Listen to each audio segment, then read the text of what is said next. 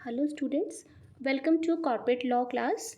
Corporate law के हमने previous videos में अब तक डिस्कस किया है कि कंपनी क्या है, कंपनी के शेयर्स कैसे इशू किए जाते हैं, किस तरह से हम शेयर्स को अलॉट करेंगे, कंपनी कैपिटल को कलेक्ट करने के लिए किस किस तरह से शेयर्स को अलॉट करेगी, शेयर्स को इशू करेगी।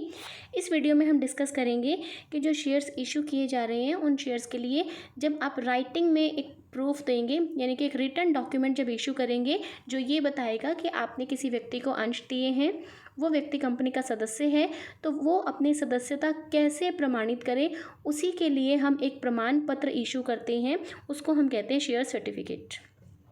जिस तरह से शेयर सर्टिफिकेट इशू किया जाएगा उसी तरह से शेयर वारंट भी इशू किया जाएगा। इसी वीडियो में हम इन दोनों के डिफरेंस के बारे में भी पढ़ेंगे। तो आओ स्टूडेंट, सबसे पहले हम पढ़ते हैं शेयर सर्टिफिकेट। शेयर सर्टिफिकेट यानी कि इसके नाम से ही क्लियर है, ऐसा सर्टिफिकेट जो कि शेयर्स के रिगार्डिंग दिया जाएगा उसको हम कहेंगे शेयर सर्टिफिकेट। कंपनी जैसे ही अपने शेयर्स को अलॉट कर देती है या फिर शेयर्स का ट्रांसफ़र कर दिया जाता है तो अलॉटी या ट्रांसफरी, इनका नाम कंपनी के रजिस्टर ऑफ मेंबर्स में लिख दिया जाता है, यानी कि सदस्यों के रजिस्टर में इनका नाम लिख दिया जाता है। एक ऐसा सर्टिफिकेट जिसके ऊपर कंपनी की कॉमन सील लगी हुई है, जिसके ऊपर डायरेक्टर्स ने साइन किए हैं, जो ये बताता है कि किसी व्यक्ति के पास कितने अंश हैं, उसने कितना अमाउंट पे कर दिया है। तो जिस सर्टिफिकेट पे या जिस डॉक्यूमेंट पे आप ये सब मेंशन करेंगे उसी डॉक्यूमेंट को हम कहेंगे कि वो शेयर सर्टिफिकेट है। शेयर सर्टिफिकेट कंपनी के डायरेक्टर्स के द्वारा ही बनाया जाएगा, उनके साइन किए जाएंगे या फिर कंपनी सेक्रेटरी उसके ऊपर साइन करेगा। इस शेयर सर्टिफिकेट से कोई व्यक्ति ये प्रमाणित कर सकता है कि वो किसी कंपनी का सदस्य है, उसके पास कंपनी के अंश हैं और सर्टिफिकेट में लिखी गई राशि उसने कंपनी को पे कर दी है। तो कंपनीज एक्ट 2013 के सेक्शन 46 में शेयर सर्टिफिकेट की डेफिनेशन भी यही है। It is a certificate which is issued under common seal if any of the company, यानी कंपनी की कॉमन सील के अंडर, जिसके ऊपर 2 डायरेक्टर्स के साइन होने चाहिए या फिर एक डायरेक्टर और एक कंपनी सेक्रेटरी के साइन होने चाहिए, जिसके अंदर ये मेंशन किया जाएगा कि आपने किसी व्यक्ति को शेयर्स दिए हैं, कितने शेयर्स दिए हैं, और ये उसका एक प्रत्यक्ष प्रमाण पत्र है जिसमें आप बताओगे कि वो कंपनी का सदस्य है। तो इस डेफिनेशन के बेस पे हमने कहा कि कंपनी की कॉमन सील के अंडर ही हम कोई शेयर सर्टिफिकेट इशू करते हैं जो किसी व्यक्ति का ये प्रूफ होता है कि उसने कंपनी के शेयर्स को एक्वायर किया है। ये एक लिखित प्रमाण पत्र है, यानी रिटन डॉक्यूमेंट है, एक कंक्लूसिव एविडेंस है जो किसी अंशधारी के अधिकारों के बारे में हमें सूचित करता है। शेयर सर्टिफिकेट में ये भी लिखा होता है कि उस व्यक्ति ने कितना अमाउंट कंपनी को पे कर दिया है और कितना उसका अभी पेंडिंग है। तो अब बात आती है कंटेंट्स की, यानी शेयर सर्टिफिकेट में क्या क्या लिखा होता है। इसमें लिखा होता है कि कंपनी का नाम क्या है, कंपनी का एड्रेस क्या है, यानी कंपनी का रजिस्टर्ड ऑफिस कहाँ होगा, आप जो शेयर सर्टिफिकेट इशू कर रहे हो वो सीरियल नंबर उसका क्या है। जैसे आपने अब तक अगर 10 शेयर होल्डर्स को शेयर सर्टिफिकेट दे दिया है तो अब जिस शेयर होल्डर को आप दे रहे हो तो उसके ऊपर 11th नंबर डाला जाएगा। उसके बाद आपके शेयर होल्डर का नेम, एड्रेस, उसकी डिटेल्स क्या हैं, उसने कितने शेयर्स लिए हैं, उन शेयर्स का नंबर क्या है, क्लास ऑफ शेयर का मतलब कौन से डिनोमिनेशन वाले शेयर्स आपने दिए हैं, कितनी फेस वैल्यू वाले दिए हैं, उन शेयर्स की वैल्यू कितनी है, शेयर्स पे कितना अमाउंट पे किया जा चुका है, आप सर्टिफिकेट किस डेट पे इशू कर रहे हो, किस जगह पे इशू कर रहे हो, और उसके ऊपर रेवेन्यू स्टैम्प आप कितनी लगा रहे हो, कौन सी लगा रहे हो। उसके बाद आपका जो शेयर सर्टिफिकेट है इसके ऊपर कंपनी के 2 डायरेक्टर्स के साइन होने ज़रूरी हैं। अगर 2 डायरेक्टर्स के साइन नहीं हैं तो एक डायरेक्टर और एक सेक्रेटरी के साइन होने ज़रूरी हैं। जिस व्यक्ति का नाम कंपनी के रजिस्टर ऑफ मेंबर में लिख दिया जा चुका है तो इसका मतलब वो व्यक्ति कंपनी का अंशधारी है, वो व्यक्ति कंपनी का सदस्य है। तो ऐसे लिखे जाने के 2 महीने के बाद या फिर जैसे ही उसने ट्रांसफ़र की एप्लीकेशन दे दी है, वो रजिस्टर हो गई है, तो उसके 1 मंथ के बाद ऐसे व्यक्ति को शेयर सर्टिफिकेट इशू कर दिया जाना चाहिए। अब जिस व्यक्ति का नाम हमने रजिस्टर ऑफ मेंबर में लिख लिया है तो उस व्यक्ति को हम क्या देंगे, उस व्यक्ति को हम एक शेयर सर्टिफिकेट देंगे जिसके लिए उसे अब कोई भी पेमेंट नहीं करना है, क्योंकि वो उसकी अब तक की गई पेमेंट का ही एक प्रूफ होता है। दूसरा, आप उसको जितने भी शेयर्स उसने दिए हैं उन सभी शेयर्स के लिए अलग अलग ना दे के बल्कि एक ही शेयर सर्टिफिकेट दोगे। अगर उसे हर शेयर के लिए अलग सर्टिफिकेट चाहिए तो आप अलग अलग सर्टिफिकेट बनाने के बदले उससे अलग से फ़ी चार्ज करेंगे। अब बात आती है कि अगर किसी कंपनी के शेयर्स को कुछ व्यक्तियों ने मिल के लिया है तो कंपनी उन सभी व्यक्तियों को अलग अलग सर्टिफिकेट नहीं देगी, बल्कि कंपनी उन्हें एक ही सर्टिफिकेट देगी। तो माना जाएगा कि कंपनी ने जो वो एक सर्टिफिकेट इशू किया है, सभी होल्डर्स ने जॉइंटली उसको एक्सेप्ट किया है, तो उसको सर्टिफिकेट को माना जाएगा कि आपने सभी को सर्टिफिकेट दे दिया। अब बात आती है कि शेयर सर्टिफिकेट एक डॉक्यूमेंट ऑफ टाइटल का कोई सर्टिफिकेट नहीं है, यानी स्वामित्व का कोई भी ऐसा प्रूफ नहीं है, क्योंकि जब भी आप शेयर सर्टिफिकेट इशू कर रहे हो तो इसका ये मतलब नहीं है कि आप अपने शेयर्स को ईजिली किसी को भी दे सकते हो। अगर आप शेयर सर्टिफिकेट ले रहे हैं तो भी जब तक आप शेयर्स को ट्रांसफ़र करने से संबंधित सारे प्रोविज़न, सारे प्रावधानों को पूरा नहीं कर देते, तब तक सिर्फ शेयर सर्टिफिकेट के बेसिस पे आप अपने अंशों का हस्तांतरण नहीं कर सकते हो। अब बात आती है लीगल इफ़ेक्ट की। जब आपने शेयर सर्टिफिकेट इशू किया कंपनीज एक्ट 2013 के अंडर, तो हमने कहा कि इसके वैधानिक प्रभाव क्या हो सकते हैं, लीगल इफ़ेक्ट्स क्या हो सकते हैं। सबसे पहला, ये एक प्रत्यक्ष प्रमाण है, यानी कि prima facie evidence of title है। स्वामित्व का एक ऐसा प्रमाण पत्र है जो आपको ये बताता है कि किसी व्यक्ति ने कंपनी के शेयर्स लिए हैं। जिसने शेयर सर्टिफिकेट इशू किया है वो कंपनी का ऑथोराइज्ड पर्सन होना चाहिए। कोई भी कंपनी शेयर सर्टिफिकेट में प्राइस को लिखने से मना नहीं कर सकती है। फॉर एग्जांपल, अगर कंपनी ने किसी व्यक्ति को अंश दे दिए हैं और वह व्यक्ति अब एग्जिस्ट नहीं करता, इट मीन्स कंपनी ने फ्रॉड पर्पज़ इसके लिए ऐसा किया है, तो ऐसे सर्टिफिकेट को हम माना जाएगा कि वो फोर्ज ट्रांसफ़र है, वो जाली ट्रांसफ़र है। अगर कोई पर्सन गुड फेथ में ऐसा कर देता है, कोई जेन्युइन ट्रांसफ़र कर देता है, तो ऐसे ट्रांसफ़र को आप कहेंगे, अगर शेयर सर्टिफिकेट आपके पास है तो उसको प्रत्यक्ष प्रमाण माना जाएगा कि कंपनी ने कब शेयर्स को इशू किया था।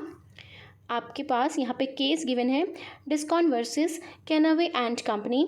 ए एक व्यक्ति था जो किसी कंपनी का सेक्रेटरी था, एक स्टॉक ब्रोकर था बी, उसने कंपनी के सेक्रेटरी ए को अप्लाई किया कि वो 300 शेयर्स लेना चाहता है, यानी कि ए सेक्रेटरी था, उस सेक्रेटरी को किसी व्यक्ति ने कहा कि वो कंपनी के 300 शेयर लेना चाहता है, तो उसने 300 शेयर लेने के बदले में प्राइस भी दे दिया।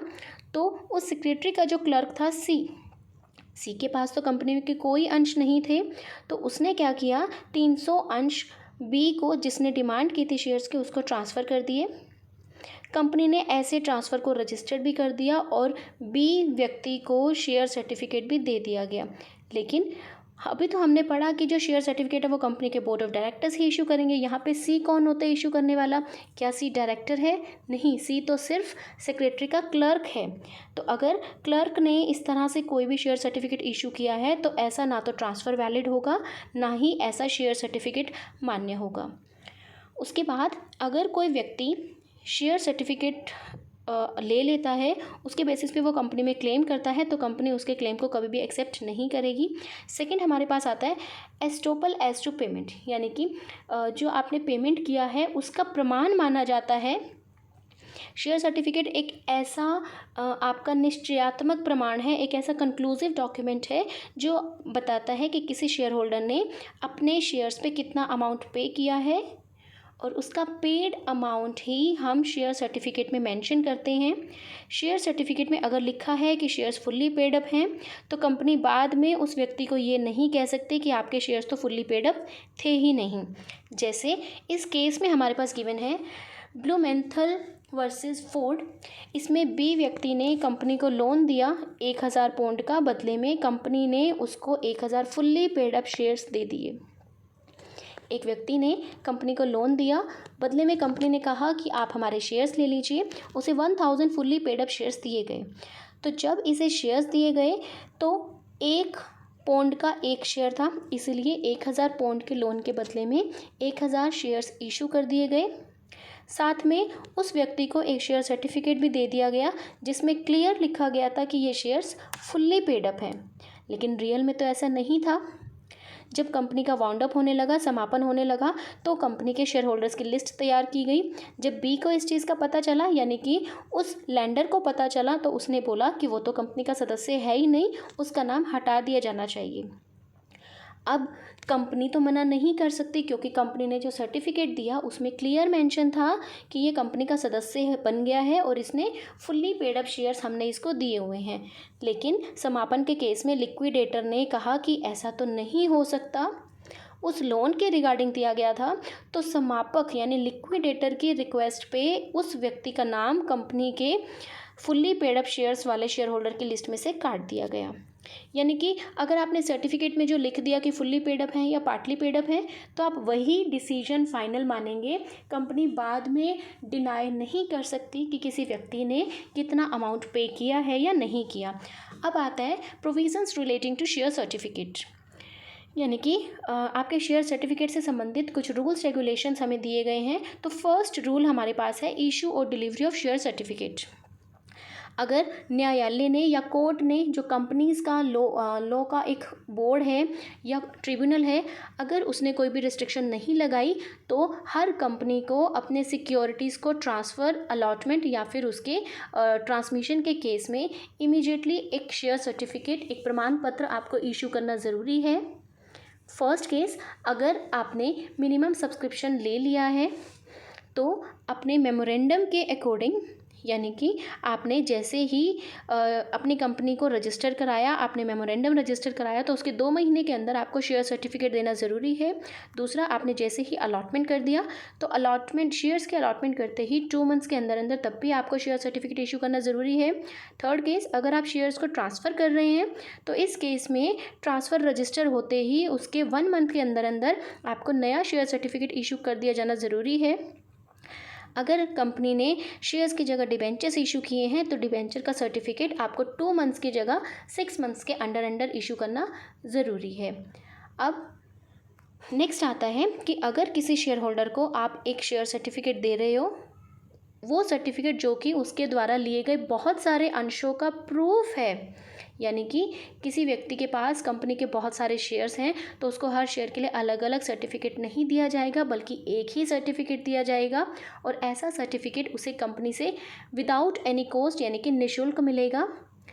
अगर वो व्यक्ति एक से ज़्यादा शेयर सर्टिफिकेट की डिमांड करता है तो उसे हर अलग सर्टिफिकेट के लिए 1 रुपये कंपनी को देना होगा। उसके बाद हमारे पास सेकंड पॉइंट आता है issue of duplicate copy of share certificate. कोई भी कंपनी डुप्लीकेट कॉपी इशू नहीं कर सकती। ऐसा सिर्फ तभी किया जा सकता है जब आप कंपनी के पास प्रूफ लेके जाते हैं कि आपका ओरिजिनल शेयर सर्टिफिकेट गुम हो गया है, वो फट गया है, अब वो प्रॉपरली विजिबल नहीं है या चोरी हो गया है। तो उसी केस में आप कंपनी को अपना रीज़न मेंशन करके एप्लीकेशन देंगे कि आपको एक नया सर्टिफिकेट चाहिए, उसके लिए आपको फ़ीस पे करनी पड़ेगी। तब कंपनी एक लीगल डिक्लेरेशन, यानी कि एक वैधानिक घोषणा करेगी कि ये शेयर सर्टिफिकेट अब गुम हो चुका है, लॉस्ट है या फिर वो फट गया है। अगर किसी व्यक्ति को ऐसा मिलता है तो वो व्यक्ति कंपनी को वो सर्टिफिकेट वापस कर दे, अदरवाइज़ उस व्यक्ति को उस शेयर सर्टिफिकेट से संबंधित अगर कोई नुकसान होता है, कंपनी का कोई नुकसान होता है, तो उस व्यक्ति को, जिसको भी वो मिलेगा, वो व्यक्ति ऐसे नुकसान के लिए बाध्य होगा। उसके बाद कंपनी जब भी डिक्लेयर कर देगी कि आप एक डुप्लीकेट सर्टिफिकेट इशू कर रहे हैं तो उसके लिए भी उस सर्टिफिकेट पे लिखा जाएगा, एडवर्टीज़मेंट दी जाएगी कि पहले वाला सर्टिफिकेट गुम हो गया है। एक स्पेसिफिक टाइम रखा जाएगा, उस टाइम के अंदर अंदर अगर वो गुम हुआ या फटा हुआ आपका सही मिल जाता है या जो लॉस्ट हो गया है वो सर्टिफिकेट वापस मिल जाता है तो वही सर्टिफिकेट शेयर होल्डर को वापस कर दिया जाएगा।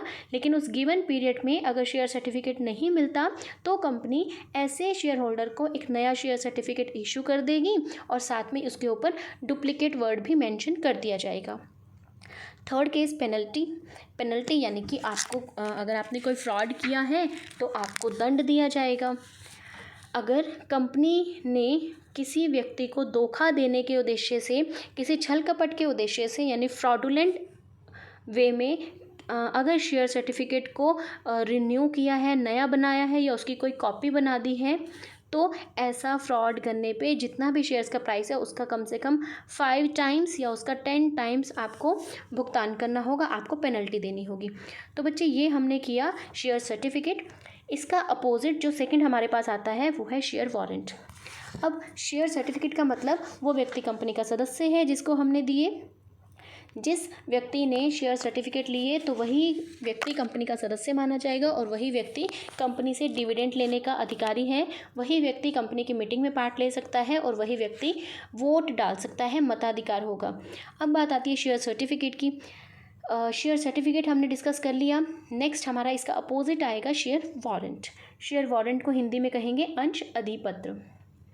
तो कोई भी कंपनी जो कि एक पब्लिक कंपनी है, जिस तरह से उसने अब तक शेयर सर्टिफिकेट इशू किया उसी तरह से वो कंपनी अपने आर्टिकल्स के अंदर यानी आर्टिकल्स के अंदर रहते हुए सेंट्रल गवर्नमेंट की परमिशन लेके और कॉमन सील लगा के अपने फुल्ली पेड अप शेयर्स के लिए शेयर वारंट इशू कर सकती है।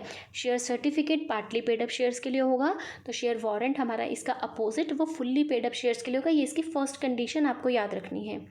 शेयर सर्टिफिकेट एक ऐसा प्रूफ है जो आपको ये बताएगा कि जिस व्यक्ति के पास भी अभी वो है उसी व्यक्ति को ही कंपनी रिकॉग्नाइज करेगी। यानी कि जैसे जो मैंने अपने स्टूडेंट्स को उनकी क्लास में बताया कि हमने किसी एक बच्ची को कंपनी के शेयर्स अलॉट करने की बात की, तो अगर हमने उस व्यक्ति को शेयर दिए, उस बच्ची को हमने शेयर दिए, अगर उसने वो शेयर सर्टिफिकेट, उसके शेयर्स फुल्ली पेड अप हो गए थे, उसने वो किसी दूसरे को दे दिया कि मेरी जगह आप कंपनी में जाके डिविडेंड क्लेम कर सकते हो, आप जा सकते हो, आप मीटिंग में पार्ट ले सकते हो, तो हम कहेंगे अब वो सर्टिफिकेट नहीं है, अब वो वारंट है जिसको कोई भी व्यक्ति ले जाके कंपनी में प्रस्तुत कर सकता है। तो सर्टिफिकेट हमारा बियरर डॉक्यूमेंट नहीं है, वाहक प्रमाण पत्र नहीं है, जबकि शेयर वारंट एक बियरर या वाहक प्रमाण पत्र है जिसे ले जाकर कोई भी व्यक्ति कंपनी में उसे प्रस्तुत कर सकता है और डिविडेंड वगैरह के लिए क्लेम कर सकता है। तो हमने कहा share warrant is a bearer यानी वाहक डॉक्यूमेंट ऑफ टाइटल है। ये शेयर से रिलेटेड है। ये भी कंपनी की कॉमन सील के अंडर इशू किया जाएगा। इस पे भी कंपनी के डायरेक्टर्स के साइन होने ज़रूरी हैं और ये भी कंपनी के आर्टिकल्स के अंडर ही इशू किया जाएगा। अब जो वारंट का होल्डर है उसी को माना जाएगा कि जिसका भी नाम उसके ऊपर लिखा है तो अब उसी व्यक्ति को ऑनर मान लिया जाएगा, चाहे उसने वास्तविकता में वो कंपनी के शेयर्स खरीदे हों या नहीं खरीदे हों, लेकिन उसी व्यक्ति को कंपनी का अब ऑनर मान लिया जाएगा जो भी उस वारंट को कंपनी में ले जाके प्रेजेंट करेगा। वारंट में जितने भी शेयर्स लिखे गए हैं उन शेयर्स को सिर्फ वारंट देने पे ही ट्रांसफर्ड मान लिया जाएगा और उसी व्यक्ति को हमने कहा ऑनर मान लेंगे जिसके पास अभी वो डॉक्यूमेंट है। जबकि शेयर सर्टिफिकेट के केस में ऐसा नहीं है। अगर आप ट्रांसफ़र करना चाहते हो तो सिर्फ शेयर सर्टिफिकेट देने से ही आप शेयर्स का ट्रांसफ़र नहीं कर सकते हो। लेकिन जब हम वारंट की बात करते हैं तो वारंट का मतलब अगर आपने अपनी जगह किसी दूसरे को वो वारंट दे दिया तो भी माना जाएगा कि कंपनी के शेयर्स ट्रांसफ़र हो गए हैं। जिस व्यक्ति के पास वारंट है अब वही व्यक्ति कंपनी के शेयर्स का ऑनर माना जाएगा। अब शेयर सर्टिफिकेट में क्या क्या लिखा होता है, सेम वही जो शेयर सर्टिफिकेट में लिखा होगा। कंपनी का नाम, वारंट होल्डर का नाम, value of share, number of share, share warrant का सीरियल नंबर, आपके कंपनी का रजिस्टर्ड ऑफिस कहाँ है। उसके बाद हमारे पास बात आती है कि कंडीशंस क्या हैं जब हम शेयर वारंट इशू करते हैं। कंडीशन, शेयर वारंट कौन इशू करेगा? फर्स्ट केस जब वो कंपनी लिमिटेड बाय शेयर्स होगी, पब्लिक कंपनी होगी। प्राइवेट कंपनी कभी भी शेयर वारंट इशू नहीं कर सकती। नंबर 2, कोई भी कंपनी शेयर वारंट सिर्फ तभी इशू कर सकती है, अभी मैंने आपको कहा कि शेयर्स फुल्ली पेड अप होने चाहिए, तो ये हम सेकंड कंडीशन ले सकते हैं। थर्ड, जब हम शेयर वारंट इशू करना चाहते हैं तो हम कंपनी के आर्टिकल्स में ऐसा मेंशन ज़रूर करेंगे। कोई भी कंपनी ऐसा कोई भी काम नहीं कर सकती जो उस कंपनी के आर्टिकल्स ऑफ एसोसिएशन में मेंशन नहीं है। उसके बाद शेयर सर्टिफिकेट तो आप इशू कर सकते हो, लेकिन केंद्र सरकार की यानी सेंट्रल गवर्नमेंट की परमिशन के बिना आप शेयर वारंट इशू नहीं कर सकते हो। उसके बाद जो आपका शेयर वारंट है तब तक इशू नहीं करोगे जब तक वो शेयर्स फुल्ली पेड अप नहीं हो जाएंगे, जबकि सर्टिफिकेट आप पार्टली पेड अप शेयर्स का भी इशू कर सकते हो। नेक्स्ट टॉपिक हमारे पास है effect of issue of share warrant, यानी कि जब हम वारंट इशू कर रहे हैं तो इसके क्या प्रभाव होंगे। फर्स्ट हम करते हैं कि हमने सबसे पहले कहा कि जो वारंट है वो फुल्ली पेड अप शेयर्स के लिए होगा, तो जैसे ही आपने वारंट किसी दूसरे व्यक्ति को दे दिया उसी समय माना जाएगा कि आपके शेयर्स भी ट्रांसफ़र हो गए। नंबर 2, आपने जब शेयर वारंट इशू किया तो जिस व्यक्ति का नाम उसमें लिखा गया है जिसके लिए वो शेयर्स इशू किए गए हैं, तो कंपनी उस व्यक्ति का नाम रजिस्टर से काट देगी, क्योंकि अब उस व्यक्ति के पास तो वो शेयर्स नहीं हैं और उस व्यक्ति की सदस्यता यानी उसकी मेंबरशिप भी कंपनी से ख़त्म हो जाएगी। जब कंपनी वारंट इशू कर देती है तो उसके बाद कंपनी अपने डॉक्यूमेंट्स में, अपनी बुक्स ऑफ अकाउंट्स में क्या चेंजेस करेगी? पहला कि आपने किस रीज़न पे शेयर वारंट इशू किया। दूसरा, जब आपने शेयर वारंट इशू किया है तो उसमें कौन से शेयर्स के लिए आपने वारंट इशू किया है उनकी डिटेल। और तीसरा, आपने वो वारंट कब इशू किया है उसकी डेट आपको मेंशन करनी ज़रूरी है। थर्ड, हमने कहा कि शेयर सर्टिफिकेट होल्डर को सारे राइट्स मिलते हैं, लेकिन शेयर वारंट होल्डर को कंपनी की मेंबरशिप के सारे राइट्स नहीं मिलेंगे।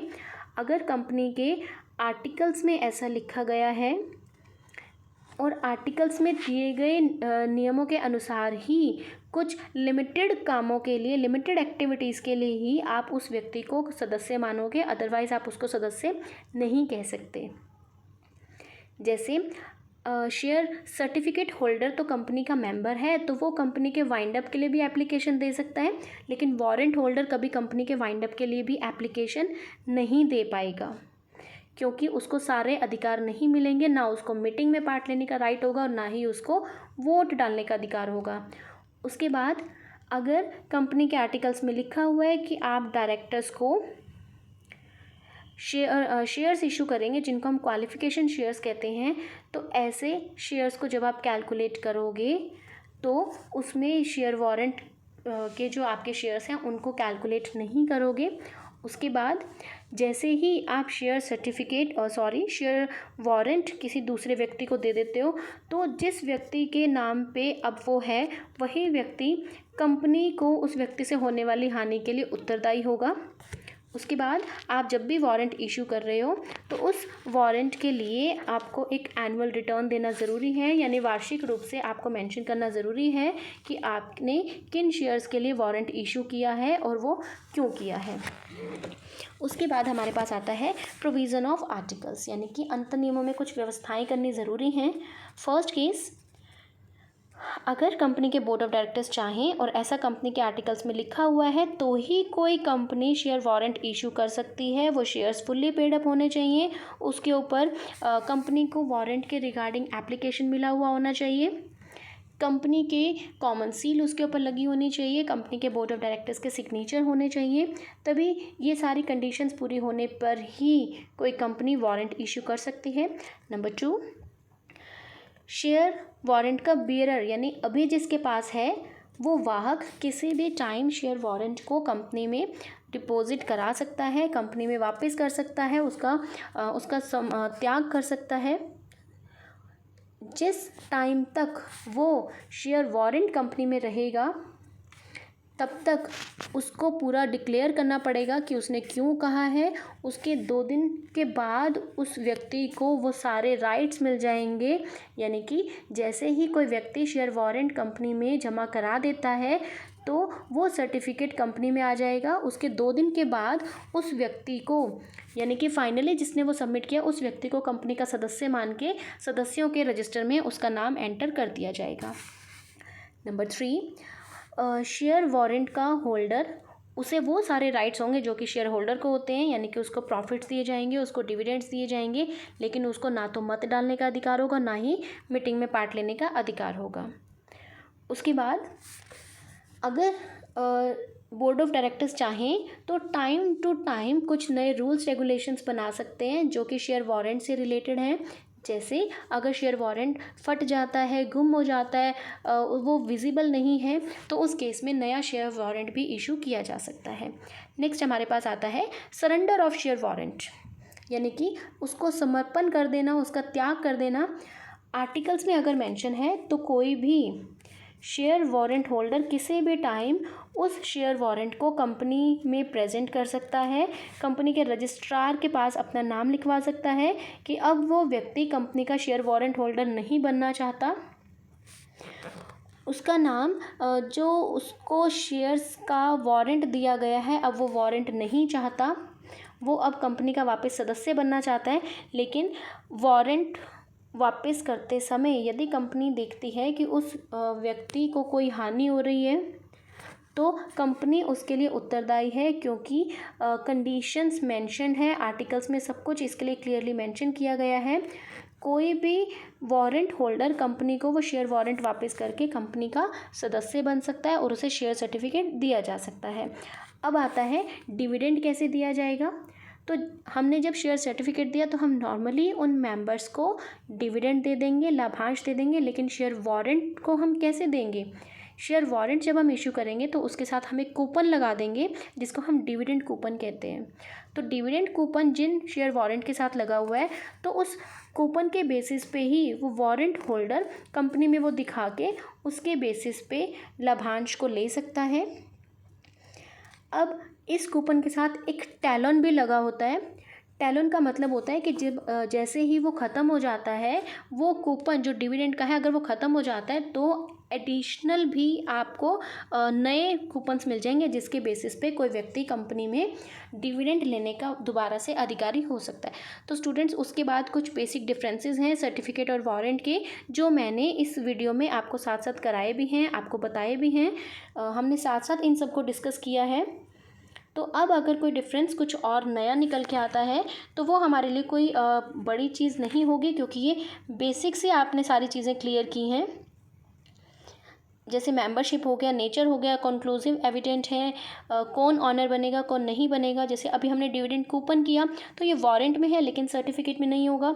डिविडेंड उस व्यक्ति को दिया जाएगा जो कि शेयर सर्टिफिकेट का होल्डर है, लेकिन वारंट के केस में डिविडेंड किसको देंगे, जिसके पास अभी वो सर्टिफिकेट है। अगर सर्टिफिकेट मान लीजिए मेरे नाम पे है और अगर मैं ही कंपनी में प्रेजेंट कर रही हूँ तो डिविडेंड मुझे मिलेगा, लेकिन ये सर्टिफिकेट के केस में है, वारंट के केस में ऐसा नहीं है। अगर मेरे नाम पे कोई वारंट है तो मैं अपना वारंट अपने किसी फ्रेंड को दे सकती हूँ। अगर वो फ्रेंड उस पर अपना नाम लिख के कंपनी में प्रेजेंट करे तो मेरे नाम के जो डिविडेंड थे अब वो मेरी फ्रेंड ले सकती है।